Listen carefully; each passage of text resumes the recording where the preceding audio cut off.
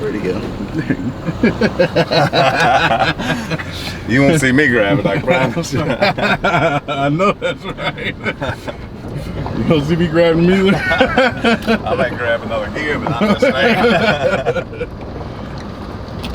Good load. You going back to any arm drops? You going back to any JJ arm drops? Yeah. Did you have any fun? I had good fun. Thank you. Yeah, I did. Yeah, I did.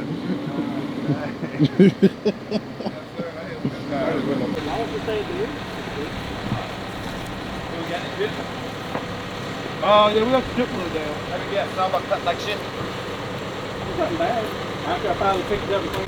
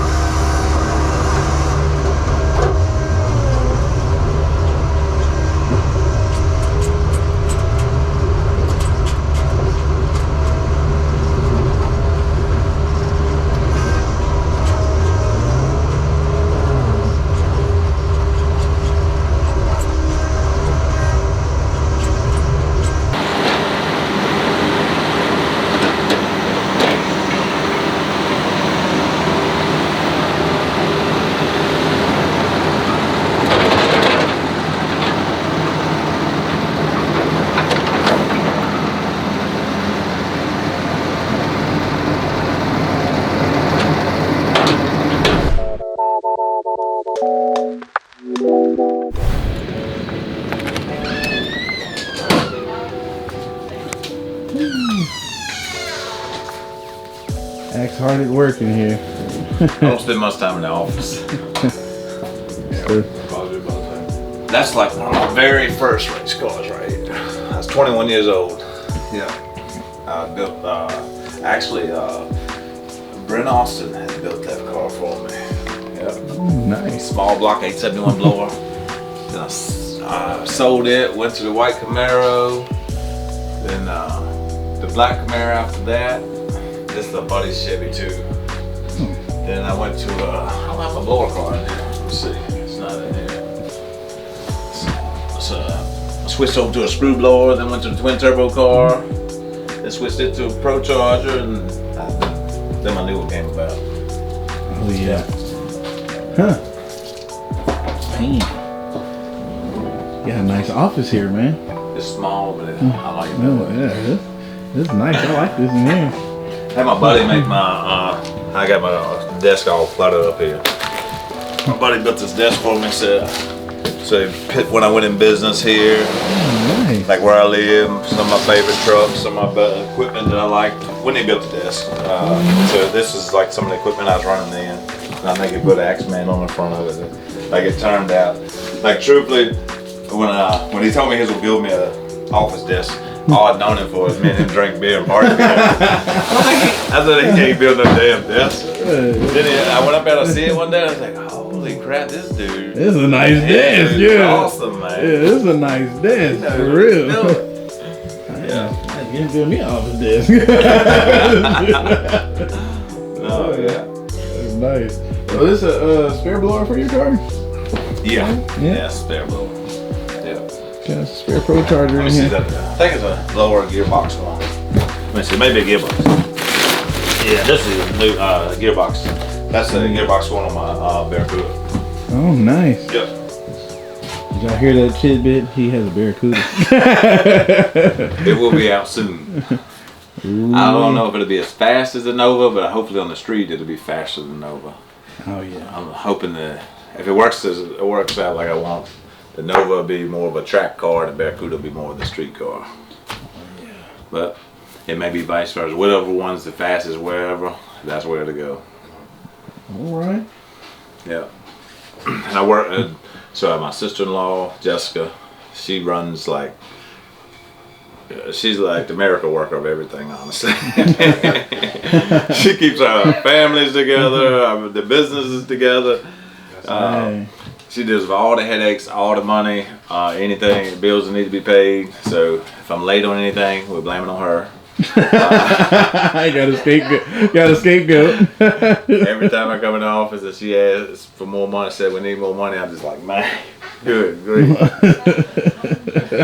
Jessica takes the pressure off for all of our family. And my brother, Jason, he runs a logging business too, so she manages both of them out of the same office. Oh, yeah. nice. And then my mom, she works in the other office and does tickets and stuff and runs the stuff back and forth to different companies we cut timber for. Yeah. And then we have Megan working in the far office, and Megan is actually my cousin, and that's kind of, I had to explain it all, but she's Jessica's cousin too. Oh, wow. So Megan's out with COVID, so we're down one here today. It's been going through pretty rapidly here lately. Yeah. Hopefully she gets better. Yeah. Oh, yeah. And so, and we have a lot of family that works here. Megan's husband Ray, he runs the machine that I ran today. He's out with COVID. So yeah. Oh man, everything comes around full circle here. Yes, yes. Well, everybody's family in some type of way here. And which we missed him earlier. One of the truck drivers that drives here is Jessica's brother. Bud. They call him Bad News, but he drives here. So it's a lot of family mixed in the business. Yeah. Yeah. Yeah. That's what makes good business. Yeah. Yeah. And then one of my main guys, he was married to my other cousin. Well, they got a divorce. Well, he still works here, so he's been a big part of our business. Yeah, I think he's been working with me for 15 years. Yeah. Nice. And I really don't ever say they work for me. I like saying they work with. They work with you, yeah. Nigga, without them, man. I know you. They make it all possible when I go racing to hold it all together. Because I mean, without them, I'd be lost. Without them, it wouldn't be no racing, honestly. I heard that. That. Somebody got to keep parts moving while you go. When we're street racing and it's 4 or 5 in the morning, and they're trying to film, I'm trying to get off set so I can answer my phone to do work phone calls. I mean, like I say, and then you go back to the hotel to try to get some rest to race the next night.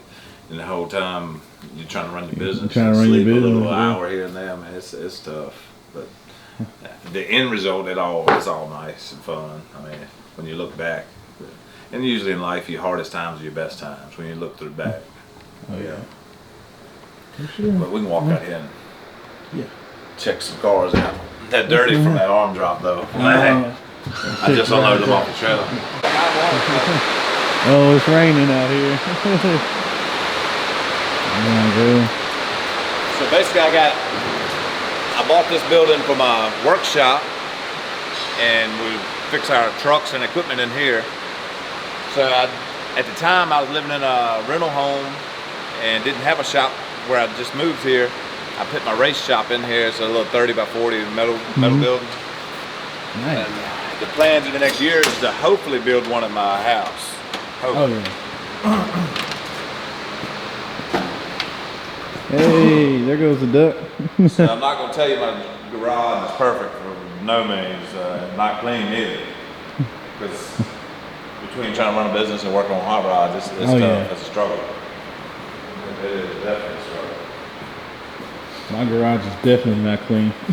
And some, I don't know. Yeah, I it think be dirty. when we were parked beside that gravel entrance, when the cars were getting so much dew and the dust was settling on it, I mean, That's what happened to our Range Rover. It was so dirty. We had to take it to the car wash earlier. It looked just like this. Yeah. And we were parked right by you. You parked that. Yeah. Oh, it was so dirty. I was like, golly, I don't know what happened. I never did pull up the data on the last pass.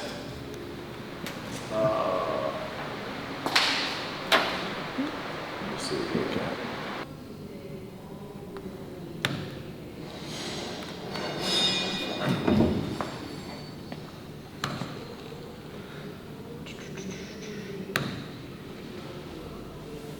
So after the last pass at Roxborough, I didn't pull the data up after we got set on, so I figured it'd be pretty cool to see what was going on the last run. Oh yeah. I felt like that was probably my fastest one of It looked like it was smoking down through there. Yeah, it was moving. The next morning after the race, I went back up at the start line, kind of everyone had left, so I walked up there and just to look at the start line, and man, I cannot believe these cars would leave that hard on bald spots. Like it was nothing. Yeah, it was. I mean, just no rubber, all concrete for like 20 feet. I said, damn, how didn't cars leave that hard? Leaving too.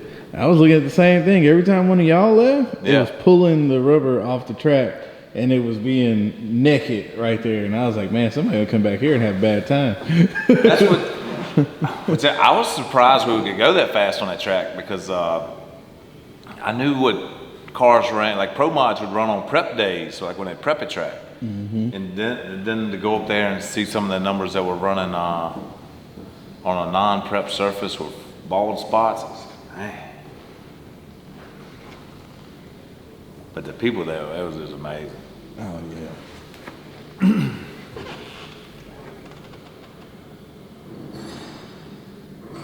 Taking a wild load up here.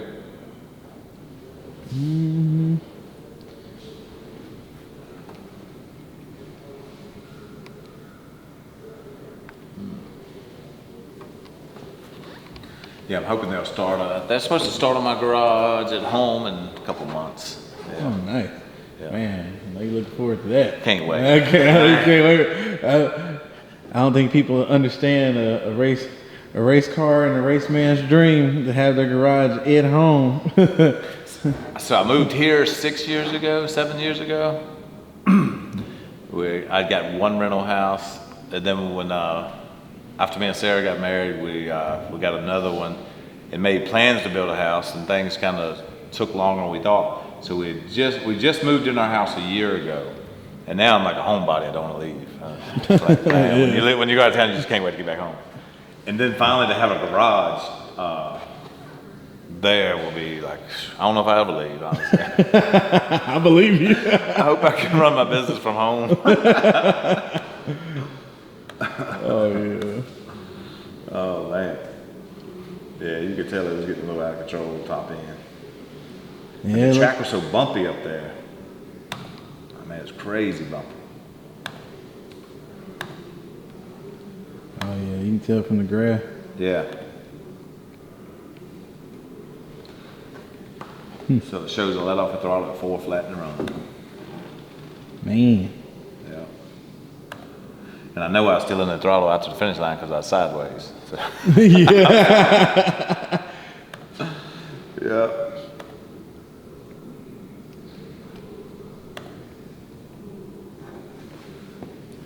But to be leaving on the ball spot and have over 3 Gs, that's Yeah. pretty good. I know when you left for me, it was on a mission when you tore out of there. Ooh, the boost went down a little bit. I still had said the boost was down a little. 47 pounds. Sheesh. Yeah. Across the finish line, 46 pounds. But like I say, when it shifts gears, it's gonna fall down anyway. The boost to fall back. Mm-hmm. The one pass I left was about 16 pounds of boost, and that was a little uncontrollable. That's when it went left and had the wheels up. So I come back and knocked a little boost out, knocked a couple RPMs out of it and shit.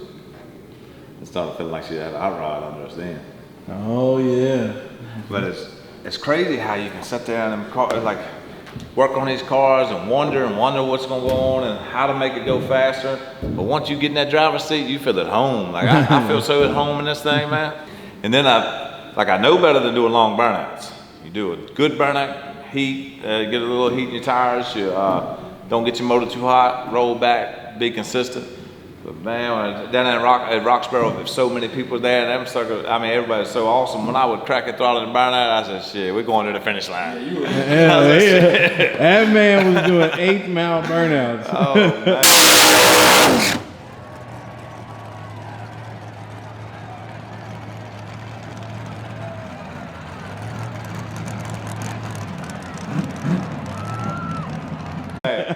It ain't no better feeling when you hit the brakes and get stopped in a burnout and you look to each side of the fence and you see people jumping up and down. You're like, all right, we did a good burnout. Yeah, he did a good one.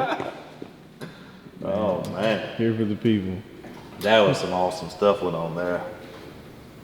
That's the coolest thing about them arm drops, though. I mean, I have not been to a bad one yet. Oh yeah. I mean, we've had a blast. The arm drop is definitely an experience. If you've never been to one, I highly suggest you come to one because you're gonna get your full money's worth there. You get to meet everybody. The fans are good. I mean, the atmosphere is great.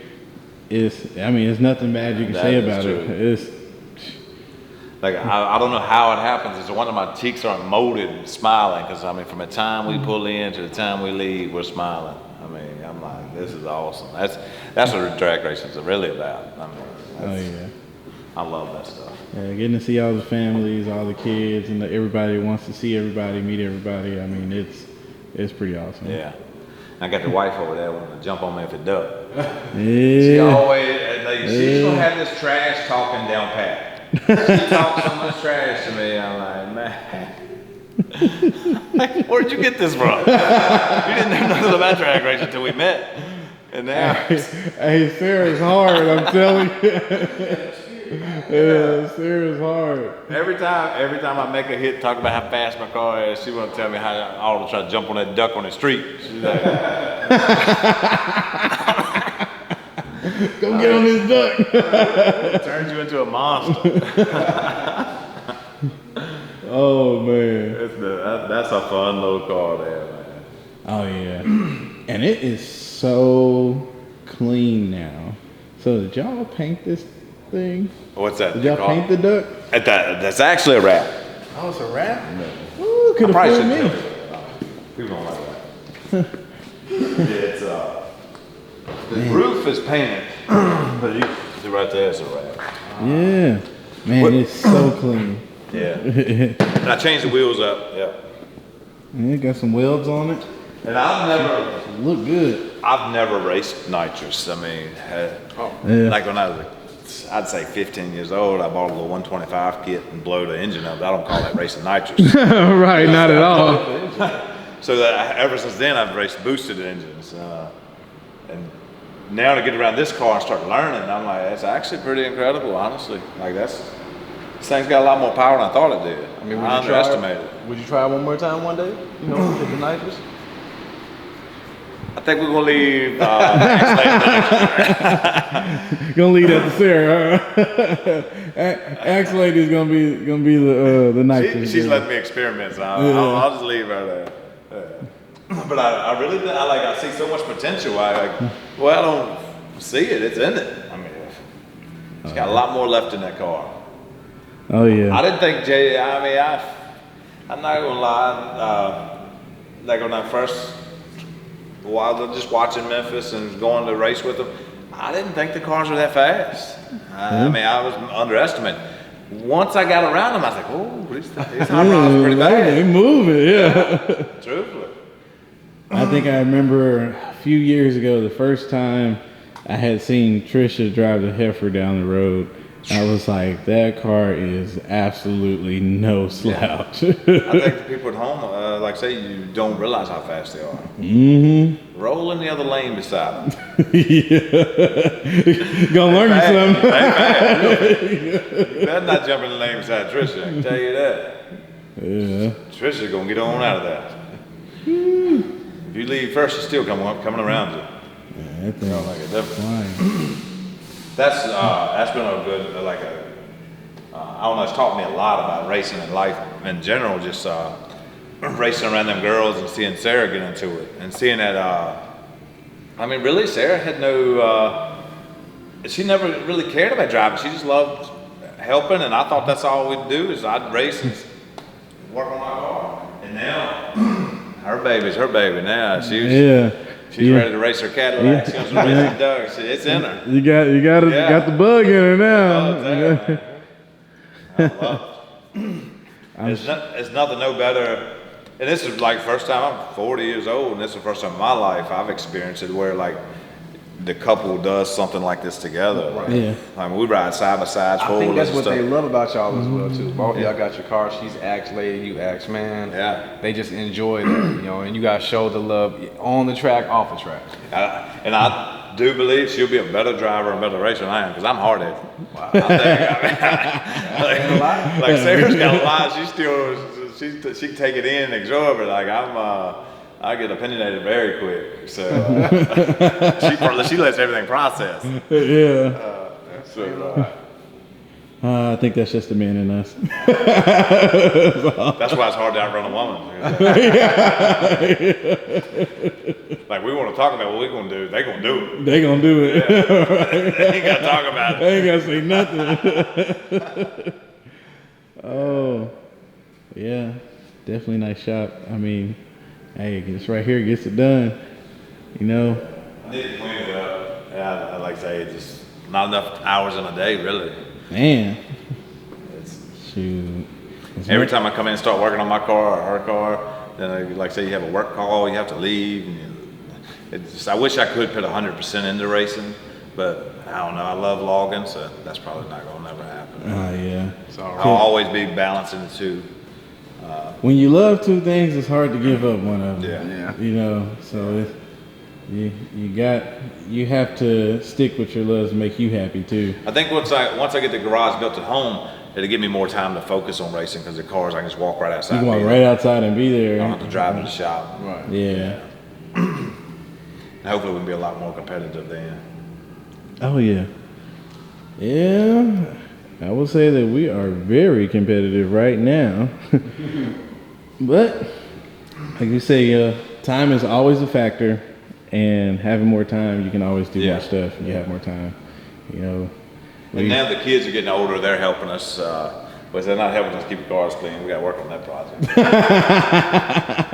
we need to make us some little detailers.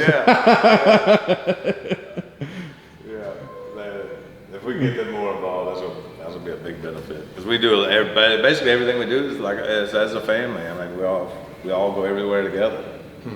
Yeah. That's good. And Memphis kind of taught us a lot of that too. I mean, it's life's. My whole life I worked for money. I thought I just chase that dollar, man. I just work 7 days a week. And really, once we got around with Memphis, then seen the family atmosphere and how everyone gets along, and it's not about money. We've not spun much money in racing. We've took our cars and kept them together and fixed them, but as far as the money, they taught me how to race and have fun. And that's what it's all about, Yeah. having fun, doing what you do. Because it will make you hate something you love if you stop doing it for fun. Yeah. You know? Like I said, for 20 years I've raced, and I had to stop because I'd break myself. I'd be broke. Go broke. I had to stop and regroup. I had to refinance equipment, do all kinds of things just to get a breather to go back to work and get back on top of things. And then as soon as I got back on top of things, that racing bug will get me again. Oh man, Get me, man. Whew. this man just described my internal struggle. Like I just wake up one morning and realize I was in a bind. I'd sell things a penny on a dollar, and then here I am. Here 2 years later, I'd be fixing the same thing back, paying double. I was like, dang. Yep. Yeah, that is definitely the game.